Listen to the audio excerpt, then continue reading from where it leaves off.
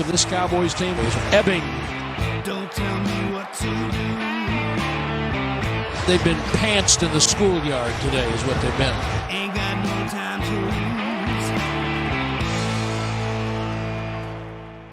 lose. That's the sort of day it was. The D in Big D yesterday stood for disaster on Thanksgiving. And no one... Whoa. Yes. Disaster for who? Well, correct. No one enjoyed it more than our friend Mr. Smith, who has joined us here. My Thanksgiving was absolutely lovely. How y'all doing? How y'all doing? You looked a little too happy. My Thanksgiving was absolutely lovely. I hope all of y'all had as wonderful of a Thanksgiving as I did. It was beautiful. I'd like to just get your thoughts here. We all understand the glee that you take in this. Yes. But as you start assigning blame, as we start on this day handing out the blame, where does the Cowboys are just not as good as they should be? Where does the blame lie? It ultimately lies on the shoulders of Jerry Jones, but only because Jason Garrett is his head coach. Jason Garrett needed to be gone. I know that a lot of people, and in all seriousness, I take no pleasure in saying that. I don't want people to lose their jobs, but we got to call it like we see it. If a quarterback isn't getting the job done, they bench him, they replace him. If a coach isn't getting the job done, meaning coordinators or positional coaches, they get reassigned or fired. If other players don't get the job done, they go.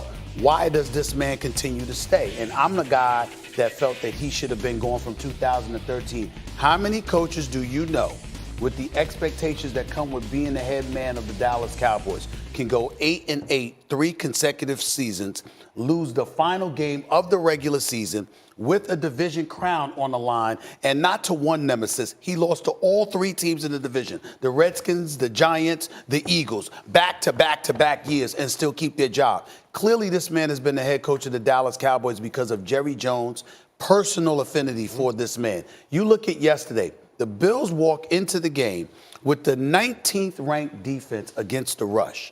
In the first quarter alone, Ezekiel Elliott has about 8 carries for 56 yards, including a 30-yard run, and he sees the ball 5 times for the rest of the game. This is the person that Jerry Jones paid $90 million to, $50 million in guaranteed dollars, and your head coach on Thanksgiving Day in front of a nationally televised audience going against that Bills team whose defense is stout, but against the pass and in yards accumulated, not against the run. And the running game that you paid for, remember, he hasn't paid Amari Cooper yet, hasn't paid Dak Prescott yet, but he did pay Ezekiel Elliott. And your head coach goes out there and decides, I'm still going to ignore all of that and throw the damn football. Now, unless somebody, and you would know this better than me, Dan, unless somebody can come to me and say to me, Jason Garrett is doing exactly what Jerry Jones told him to do, game to game, and in this situation, he doesn't want him giving Ezekiel Elliott the ball. He wants him throwing the football. Unless somebody can tell me that, there is no excuse on God's green earth for him to do what he did yesterday, especially with the eye of the storm on his shoulders. To me, he proved he doesn't deserve to be the head coach of the Dallas Cowboys. It makes no sense whatsoever. This is what we talked about. They don't play true to who they are and how they've been built. If you've invested a certain way, offensive line, running back centric, the passing game is complementary to the running game, let it all set up that way, and you don't do it that way, then you're probably not maybe supposed to be the guy who's making those decisions. Yep. So, and if you do it once, okay, fine. Sometimes games get out of hand. Sometimes coaches lose their way. Jason's been doing this for a while now. And then you really then expand it to play calling in crucial situations where, again, they go away from their best players. And some of the play calls that they call for their best players, you sit there and go, I could have drawn that up. Just me sitting here right now could have drawn up something better than that. It's going to lead to him not renewing his contract. They're going to be under new leadership, but they're going to waste this year. This year is going to go down the drain. That was the 4th down play. Right. Last week, they got criticized for kicking the field goal when they probably shouldn't have. This week, criticism for going for it when they probably shouldn't have. And the play call itself, Tony Romo was immediately questioning what they decided to do there. So, Stephen A., I know that your dream in this, however, is that they continue to give everyone hope. And it falls apart again later in the season. Yes, and that is my dream. That is my dream scenario. Even though Jerry Jones is my buddy. Yes, it is my dream scenario. Why is it your dream scenario? I like this part of this. You see, it's just like what I brought up about Damian Woody and Marcus Spears, swag good. You know, the 300-pound club, okay? Here's what I'm trying to say. Thanksgiving time, who's going to be miserable? It doesn't matter what's happening. That's true. Ain't nothing that macaroni and cheese, some turkey and all of that stuff, some candy yams. It's nothing that will cure. But when Christmas time comes, you think about the kids, because Stevie A loves the kids. He sure does. Okay? And you think about the kids, and you're thinking about opening those presents, and you're thinking about how important it is for your mood to be right.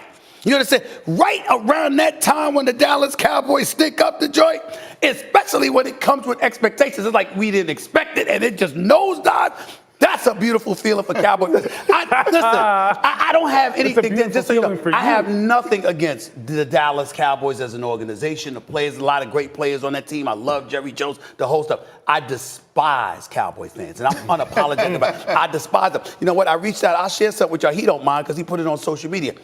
Jamie Foxx and I FaceTimed each other last night.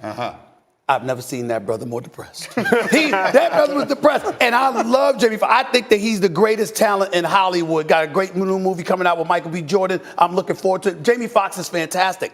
But I must confess, when he answered that phone and I saw his misery, it made me smile. It really, really did. I was very, very happy because he talked so much junk about the Cowboys. Where's your head at? Cowboys, well, that's coming. The point is, Cowboy fans really, really get on my nerves because no matter what, they could go 1-15. 15 minutes after the season's over, you know we're going to win the Super Bowl next year, right? I despise them. And so that's the only reason why, and it is what it is. But still, Jason Garrett, in all seriousness, he shouldn't be the head coach now. He should be fired today. We may really see the hat in 10 minutes on First Take. Quickly, Stephen A., let's judge the bold predictions together. Each of these three guys is going to make bold predictions. You tell me what you think. Sure. Quickly, Louis Riddick, what is your bold prediction for this weekend? Arizona Cardinals over the LA Rams in Arizona. Arizona coming off a bye. LA coming off of one of the worst performances they had on a Monday night, where even the head coach was kind of looking like post-game like.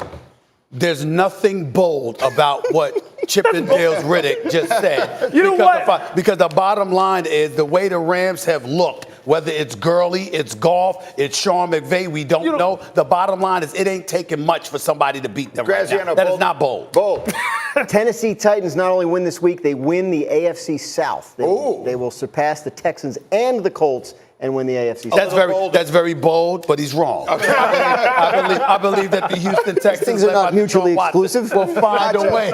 We'll find a way to win this division. Look, I'm gonna go with this. Alabama crushes Auburn in the game tomorrow. And because Stephen A's here, I'm going to say Alabama makes the playoffs. I didn't want to make it, but I had to go a little bit bolder because Stephen A's here. Alabama crushes Auburn. That's a little bit bold considering the fact that Mac Jones, and I know that his running back got on me a little bit. I'm not saying the brother can't play. I'm saying we haven't seen him, and you going up against Auburn in the Iron Bowl. Why am I going to pick it? I don't think it's that bold, though. Alabama could do it. I will say this, though. I am proud that you came in today not looking like it's St. Patrick's Day.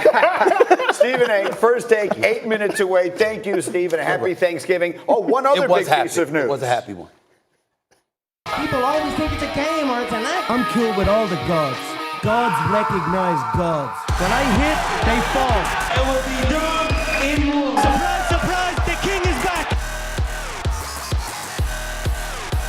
By the time January 18th gets here, it'll be nearly 500 days since Conor McGregor's last UFC match. And he's coming back. Over his last 6 fights, he hasn't recorded a single takedown while being taken down 9 times in that span, but he is on his way back for UFC 246 and a welterweight fight on January 18th. And Ariel Helwani, who's happier than Stephen A. is today because he's a crazy Bills fan, is with us. And I brought Louis over because he's excited about the fight. He's excited about the fight as anybody. Tell everyone what we should expect to see when we finally get McGregor back in a month and a half. Well, first off, it's great to be here with these two legends. And I'm happy, Louis, that you are excited about this fight because there's a lot of fans online right now who are saying, Conor's picking his next opponent. This is a tune-up fight. He should be fighting someone tougher. No, this is the perfect fight for Conor McGregor because he hasn't won a fight since November of 2016. He last fought October of last year. This is a guy, Donald Cerrone, who's no scrub. Most wins in UFC history, tied for most fights. He will bring the fight to Conor, but let's be honest, tail end of his career, and it's a winnable fight, a guy who will stand and trade with him. So this is the kind of fight that Conor needs to get his mojo back with. He needs to get his confidence back with. Not fight a title contender or even the champion himself. Just kind of get a win and go on your way. So this is the fight that I think he needed to take, and I love it. It's brilliant business. Well, I heard Chael say that Donald could potentially drag him into the late rounds, and that's where Conor struggles. Yes. I mean, I watch all of his fights. I buy them all. I don't care how bad they are. I buy them all because had this no guy. idea. Oh, are you kidding me? Yes. I'm gonna find a way to get out to that fight, folks. We'd love to I'm have gonna you find a way to January get- 18th, Las Vegas. It's a spectacle. We'll make You'll it be my happen. guest. We'll make it happen. McGregor. McGregor is a huge name, and we all understand that he will bring an enormous amount of attention. Is he still one of the elite fighters in the sport? He is the face of the UFC. Right. He is the face